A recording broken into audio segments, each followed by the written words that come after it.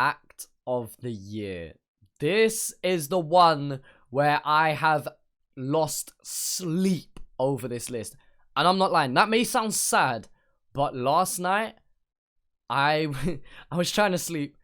And you know when you're like so frustrated, you're like annoyed at yourself that you can't sleep to the point where you start like, oh no man, like punch in the air or some shit. Like, oh, big man, I can't lie. I was actually swinging in my sleep. And I got out of my bed at 3 a.m. to change this list round.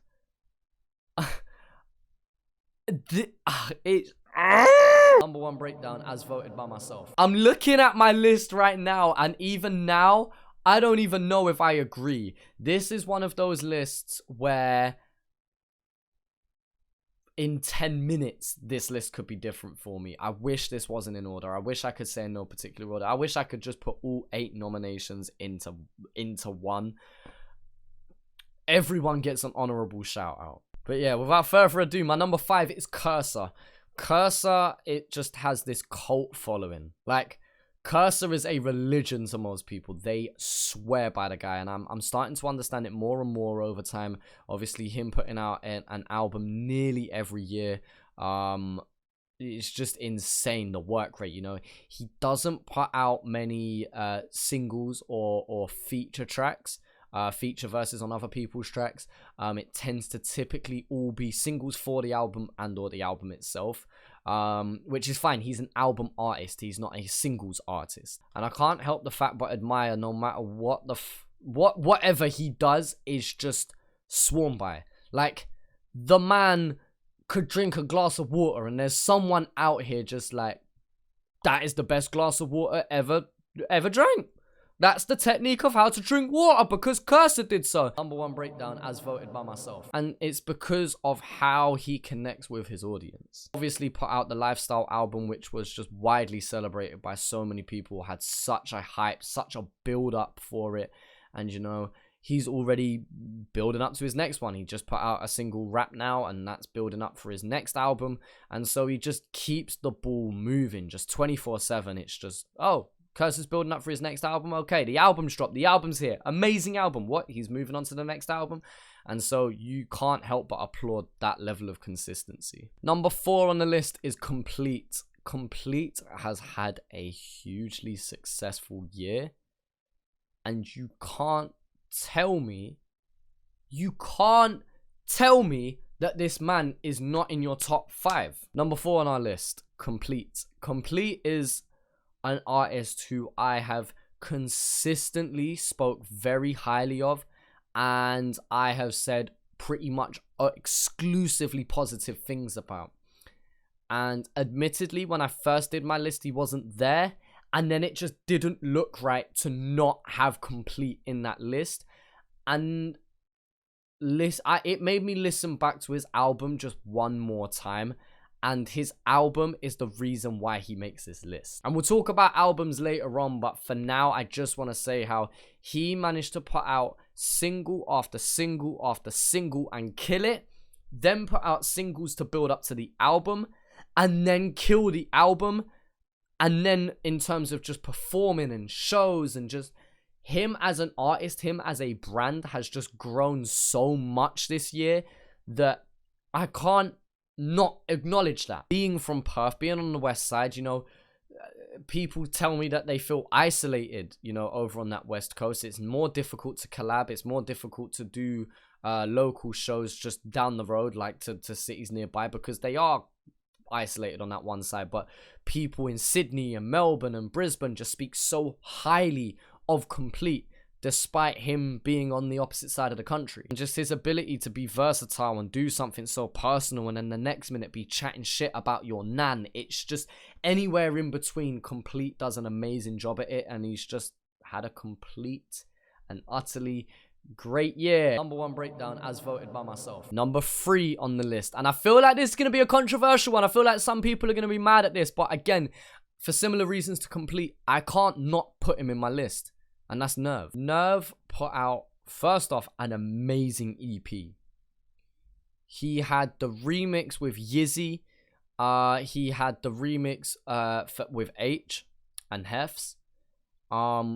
just representing No One Network as a brand and doing his walk and talk series that he's established. When you hear him speak so well in interviews, and he did a Bars of Still, which is one of the best Bars of Stills of the year in my opinion. Then he's also producing for himself, and it's just like, how many pies can this man have a finger in? Like, man is on a Ross Clark remix with H, who's one of the most trending artists of this year.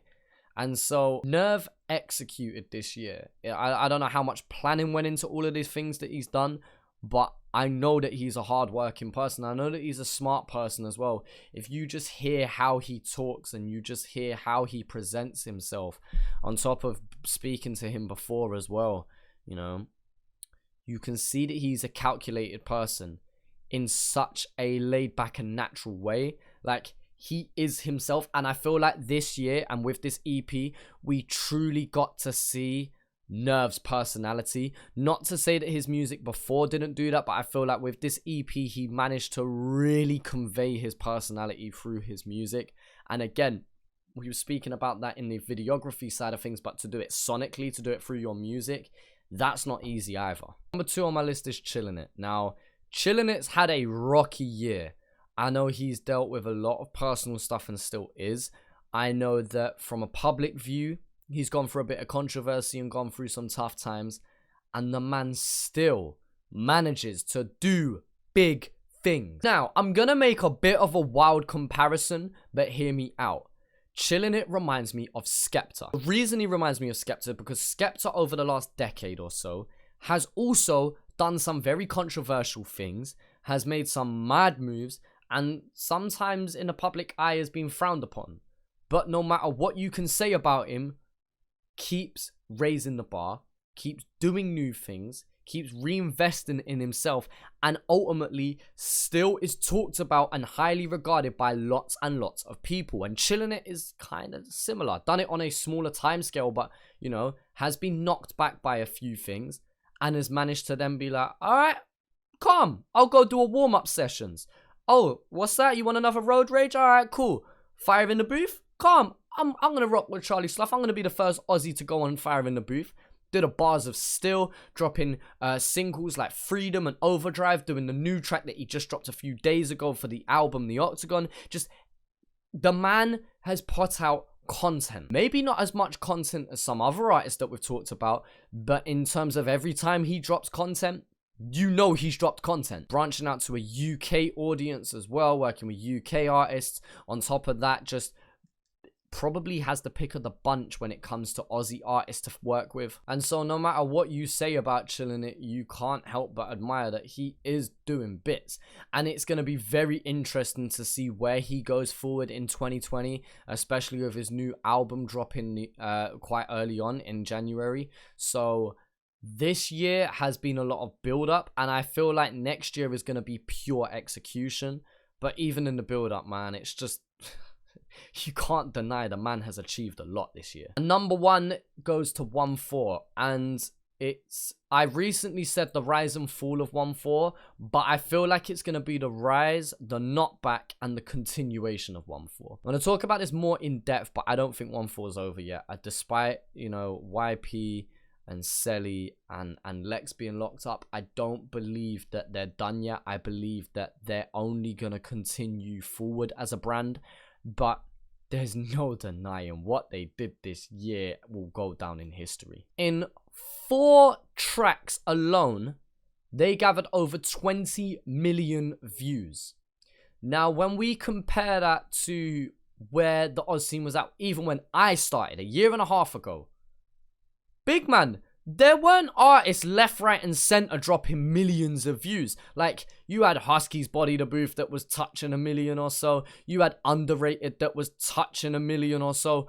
But there was not videos with over 5 million views each. In the beginning, The Message, Lads in the Hood, Shanks and Shivs that was early on in the year. Spot the Difference. Like, we're talking about tracks here that just birthed a genre in Australia. Of course, with a heavy influence from the UK, but no denying that they have started a trend of half of the groups you have heard of. 95% of the groups / drill artists that you will listen to going forward will have had an influence by 1-4, or at least would have seen 1-4 do their thing and be like, wow, it's actually possible in Australia to do this. Okay, let's do this. And to then see the progression that they've had in just 1 year. They had the Vice documentary that your boys featured in. Shameless plug, I do not care. You know, they drop something and the whole world seems to just stop rotating for a second to check what they're doing.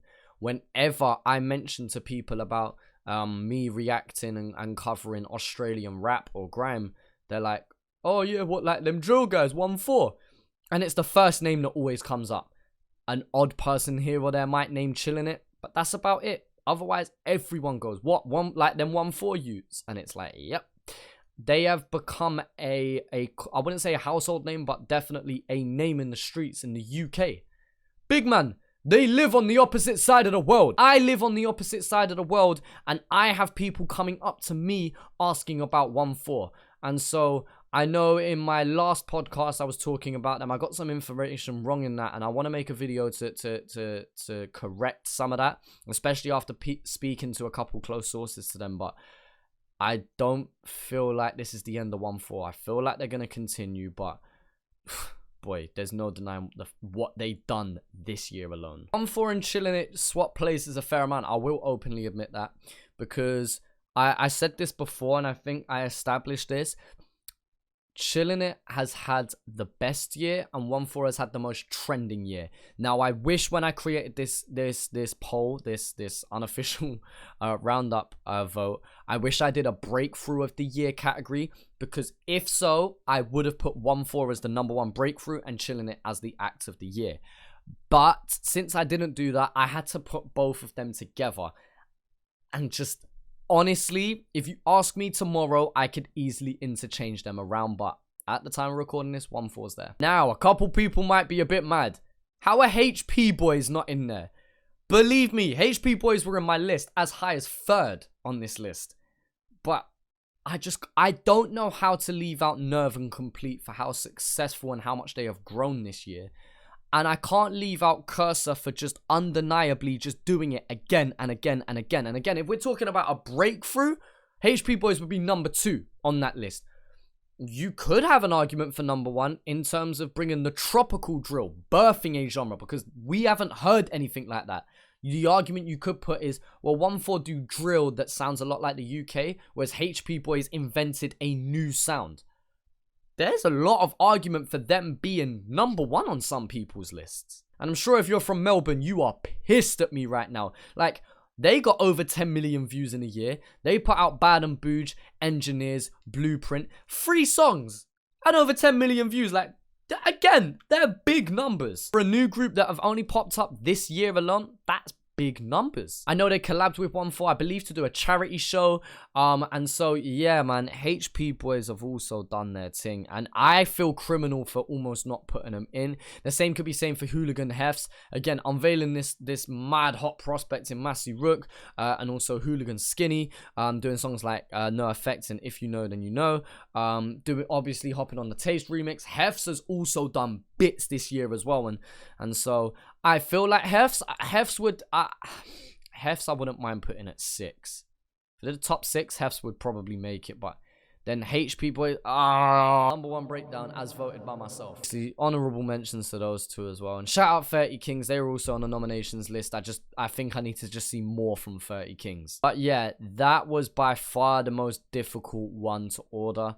And yeah, now let's compare it to your list. 1-4, HP Boys, Hooligan Hefs, Chillin It, and Complete.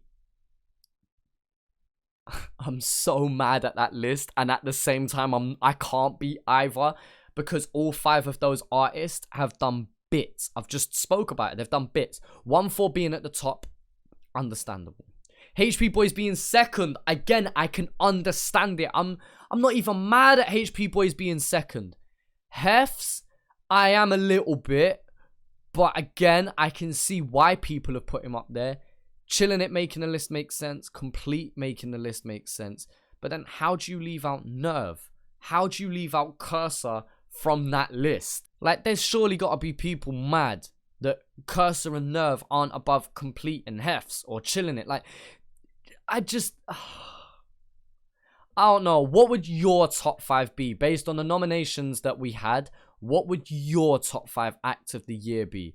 Again, just based on everything that they've done this year, from just everything, man. Again, I haven't been to any of these guys' shows. Maybe the reason Hefts is in the list and not Cursor is because Hefts puts on a madness of a show compared to, I don't know. Like, there's obviously going to be certain elements that I miss out on from just not being in Australia and not catching that vibe, and, you know, but that is such a difficult choice. But yeah, that's the one what I want to hear most people's opinions on. Let me know what you think down in the comment section below about these two lists and comparing them. I bang out of order as the list, as you as a community. Obviously, I know a lot of that is a popularity contest as well, as opposed to people sitting there and being like, well, this artist definitely did do better than others. But then if so, I don't know, man.